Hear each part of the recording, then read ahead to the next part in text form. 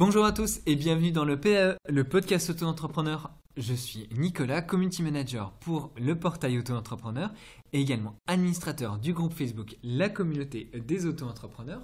Dans ce podcast, nous allons mettre en lumière le quotidien de l'auto-entreprise à travers de vraies histoires qui reflètent les débuts, les galères et surtout les réussites, bref, tout ce qui fait le sel de l'auto-entreprise. Pour tous ceux qui nous écoutent et qui hésitent encore à se lancer, nous allons vous donner tous nos conseils pour bien démarrer.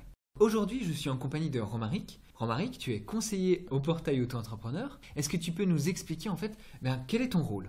Bonjour Nicolas, bonjour à tous. En effet, je suis conseiller en auto-entreprise. Mon rôle, c'est d'accompagner les auto-entrepreneurs dès le début de leur projet, c'est-à-dire dès la création de leur auto-entreprise, et ensuite au quotidien dans les tâches administratives et aussi dans la gestion, par exemple, des factures. Comment est-ce que tu en es arrivé à conseiller des auto-entrepreneurs ? Quel a été ton parcours ?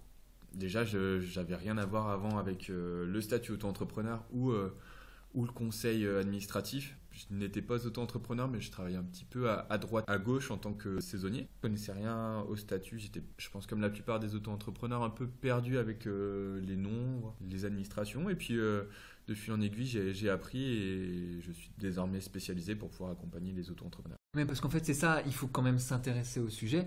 Mais après, c'est compréhensible, on est d'accord ? Tout à fait, c'est pas une science infuse, ça c'est évident. C'est pas quelque chose qu'on comprend dès le début si on s'y intéresse pas, mais quand on se penche sur la question, tout rentre dans l'ordre. Et après, ça se dompte l'administratif, voilà. C'est comme tout. Et du coup, je vais avoir une première question pour toi. Qui peut devenir auto-entrepreneur ? Tout le monde, toi, moi, vous. Tout le monde peut devenir auto-entrepreneur, il suffit d'avoir un projet et il faut avoir une résidence en France. Il y a des personnes quand même qui ont certaines réticences, qui se sentent un petit peu perdues, comme tu le disais juste avant. Au portail auto-entrepreneur, qu'est-ce qu'on fait qui pourrait les aider ? Tout simplement déjà, les aider à trouver le bon chemin. Les personnes qui sont perdues, nous, notre rôle, c'est de les accompagner justement dans ce qui peut leur compliquer la tâche. En général, quand on a un projet, ce qu'on aime, c'est l'activité qu'on va faire, mais c'est pas faire les papiers, c'est pas faire les enregistrements, etc. Donc nous, notre rôle, c'est justement de faire la partie moins fun, de justement vous aider à faire les papiers, à vous enregistrer, à devenir auto-entrepreneur et après à vous expliquer quelles sont les obligations en tant qu'auto-entrepreneur. Voilà, comme ça la personne en fait elle se consacre à l'exercice de son activité et nous en fait on prend en charge tout le côté administratif. Exactement. Pour enchaîner, une autre question, toi qui guides en fait un petit peu tous les jours des futurs auto-entrepreneurs, quel serait le principal conseil ou les conseils que tu pourrais leur apporter afin qu'ils osent se lancer ? Tout simplement de croire en leur projet. Voilà, si eux ils croient en leur projet, ensuite tout est possible puisque vous pouvez être aidé sur les parties qui ne sont pas vos spécialités justement. N'hésitez pas à croire à vos projets, à les monter. Est-ce que tu aurais des exemples à nous partager de personnes qui se sont lancées peut-être avec des activités un petit peu décalées ? Bon, j'en ai plusieurs des anecdotes. On pourrait penser par exemple au petit artisan qui va faire des bijoux et qui les vendrait pour Noël et qui se sent bloqué parce qu'elle ne sait pas comment déclarer ses ventes de bijoux par exemple. Surtout ne pas s'arrêter à ça. C'est possible de créer une entreprise très rapidement et puis ensuite de vendre sa marchandise. Une autre anecdote peut-être sur une activité un peu plus originale. Oui, tu m'en avais parlé, je crois, une activité plus originale. Comment elle s'intitulait ? Donc c'était une personne qui faisait du tatouage. C'était un tatouage technique, plus pour couvrir les cicatrices. Oui, tatoueur esthétique me semble-t-il. Esthétique, en effet, c'est bien ça Nicolas. On est habitué à voir le côté sympa, décoratif du tatouage.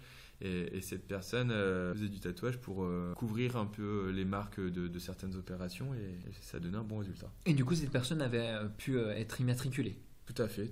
On l'avait aidé à s'immatriculer et il avait pu démarrer en quelques semaines. Il y a beaucoup de personnes sur la communauté qui me disent « Ah, moi j'ai obtenu un refus de la part de l'URSSAF ou d'un autre CFE. » Donc pour rappel, les CFE sont les centres de formalité des entreprises.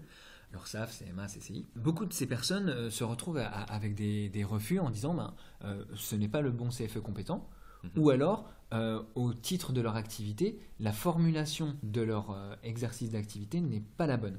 Quels conseils on pourrait leur donner pour que ces personnes, en fait, elles soient acceptées ? Ce qui est très important dès le départ, c'est de savoir définir son activité. Concrètement, c'est la base de votre projet, c'est vous, qu'est-ce que vous allez faire.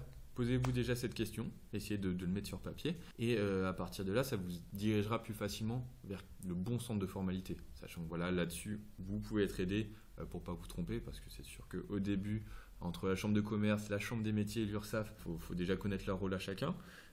Mais posez-vous d'abord cette question, qu'est-ce que je fais ? Qu'est-ce que je fais réellement ? Qu'est-ce que je vais facturer en fait ? Ça peut les aider justement à être capable de définir leur activité. Voilà, exactement. Est-ce que je vais vendre ? Est-ce que je vais réparer ?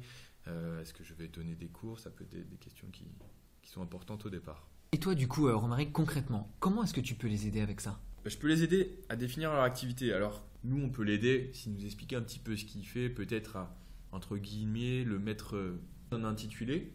Voilà, là, mon rôle, il serait ici, où une personne, concrètement, avec ces termes, sait ce qu'elle fait, mais au terme administratif, ça va peut-être pas spécialement coller. Et nous, au portail auto-entrepreneur, on peut les aider justement à trouver le bon intitulé pour s'enregistrer facilement.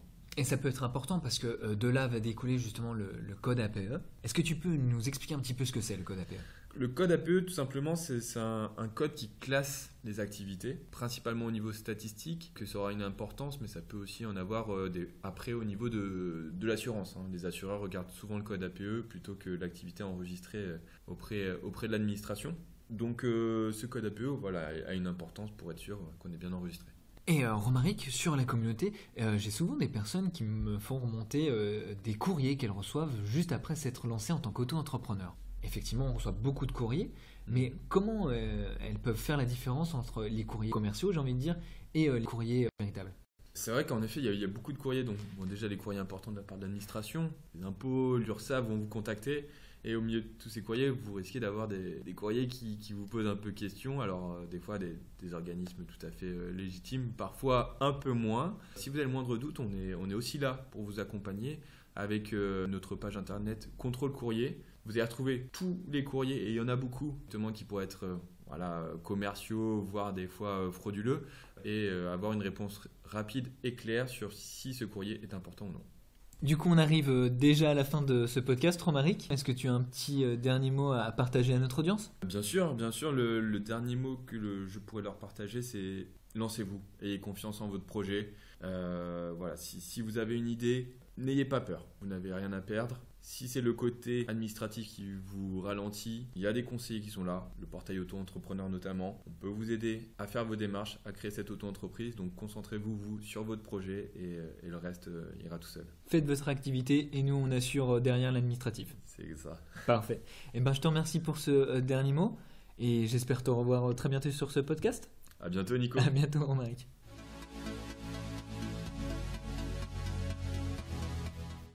Et bienvenue dans la rubrique de l'autre côté du portail, où je vous lève le voile sur tout ce que nous mettons en place pour vous pendant cette période de confinement, car oui, nous restons à vos côtés.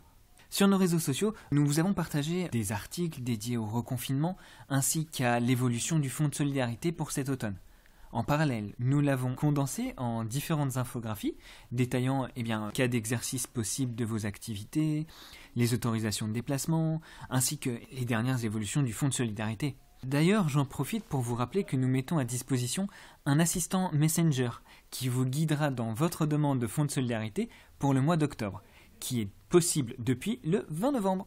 Également, nous avons un autre assistant Messenger pour la récurrente cotisation foncière des entreprises, la CFE, que tout le monde parle en ce moment au sein de la communauté, et qui vous guidera dans la déclaration initiale ainsi que dans les cas d'exonération. Au mois de novembre, le portail auto-entrepreneur a organisé un webinaire dédié à l'activité de coursier à vélo en compagnie des sociétés Hyper et Aria. Et j'ai également été invité par la société CallSquare, que je remercie, à participer à leur webinaire consacré au lancement de son auto-entreprise pour les influenceurs, blogueurs et youtubeurs. Je vous partage bien évidemment tous les liens dans le descriptif de ce podcast, car ce contenu est pour vous et j'en profite au nom de toute l'équipe. On vous envoie beaucoup de courage pour cette période délicate, mais soyez rassurés, on reste à vos côtés plus que jamais. J'en profite également pour passer un salut entrepreneurial à Jean-Pierre Fanguin. JP, tu n'as jamais répondu à ma vidéo sur notre vision différente de la tienne de l'entrepreneuriat. Donc moi j'ai hâte de t'inviter dans mon resto préféré, King Kebab, qui malgré la crise tient bon. Comme les autres restaurateurs, on pense bien à vous. Je termine en vous disant que nous recevrons Clara pour notre prochain épisode. Clara est vidéaste en auto-entreprise et elle aura aussi une belle histoire à nous partager. Si ce premier épisode de notre podcast vous a plu, eh bien je vous invite à le partager. J'ai hâte d'avoir vos retours. Vous pouvez également nous envoyer vos questions sur le régime de l'auto-entreprise en commentaire de ce podcast et nous y répondrons dans le prochain épisode. Et si certains d'entre vous souhaitent nous partager leurs histoires, leurs anecdotes en lien avec leur auto-entreprise, contactez-moi directement sur notre groupe Facebook, la communauté des auto-entrepreneurs. En attendant, eh bien je vous dis à très bientôt sur tous nos réseaux.